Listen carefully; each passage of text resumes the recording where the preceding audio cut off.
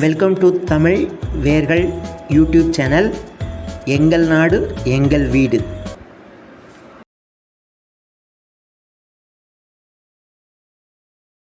ஒரு காலத்தில் வேகமான கால்களைக் கொண்ட ஒரு முயலும் மெதுவாக நகரும் ஆமையும் வசித்து வந்தன. நான் காட்டில் வேகமானவன் என்று பெருமையாகச் சொன்னது முயல்.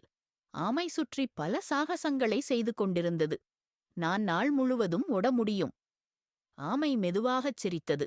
சில நேரங்களில் மெதுவாகவும் உறுதியாகவும் இருப்பவன்தான் பந்தயத்தில் வெற்றி பெறுகிறான். ஹா, முயல் சிரித்தது. அதை நிரூபிக்க நாளை ஒரு பந்தயம் நடத்துவோம்.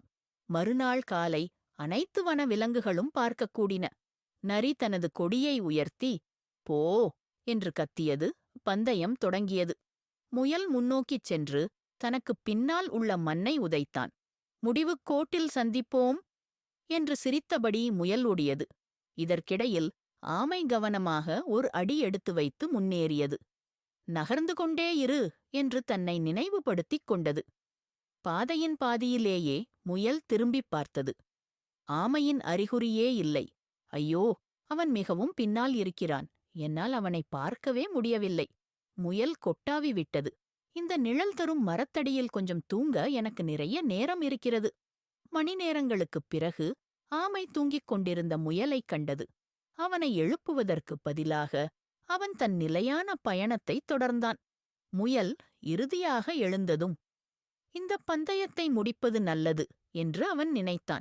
சிறிதும் கவலைப்படவில்லை. ஆனால் அவன் வெற்றி கோட்டை அடைந்ததும் வெற்றியாளரின் மாலையை அணிந்திருந்த ஆமை ஏற்கனவே அங்கே இருப்பதைக் கண்டு அதிர்ச்சியடைந்தான். ஆனால் ஆனால் எப்படி? முயல் தடுமாறியது. நான் தொடர்ந்து சென்று கொண்டே இருந்தேன். ஆமை சிரித்தது. ஒருவர் மெதுவாகப் போவதனால் அவரை ஒருபோதும் குறைத்து மதிப்பிடாதே. அன்று முயல் ஒரு முக்கியமான பாடத்தை கற்றுக்கொண்டது. இயற்கையான திறமையை விட விடாமுயற்சி முக்கியமானது.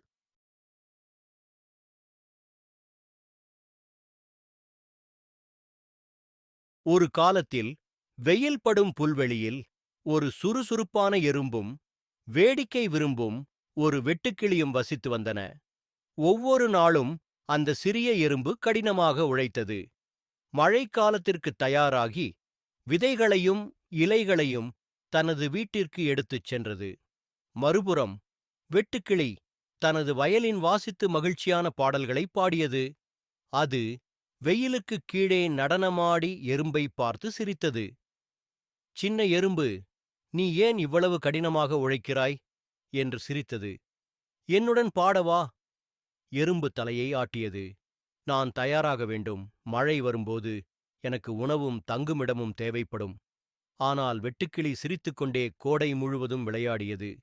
பின்னர் ஒரு நாள் வானம் சாம்பல் நிறமாக மாறியது. மழை பெய்தது. காற்று அலறியது. எறும்பு தனது வசதியான வீட்டில் சூடாகவும் வறண்டதாகவும் இருந்தது. தான் சேமித்து வைத்திருந்த உணவை அனுபவித்தது. ஏழை வெட்டுக்கிளி நனைந்து நடுங்கிக் கொண்டிருந்தது. உணவு இல்லாமல் எங்கும் செல்ல முடியவில்லை. எறும்பின் வீட்டைக் கண்டுபிடிக்கும் வரை அது மழையில் அலைந்தது.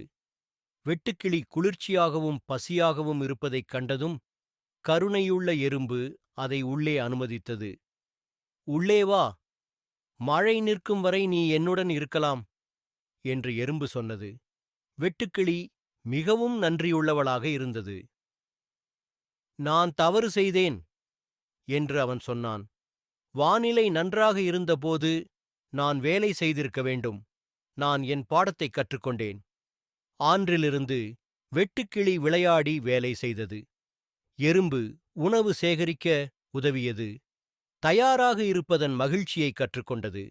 அதனால் அவர்கள் சிறந்த நண்பர்களானார்கள்.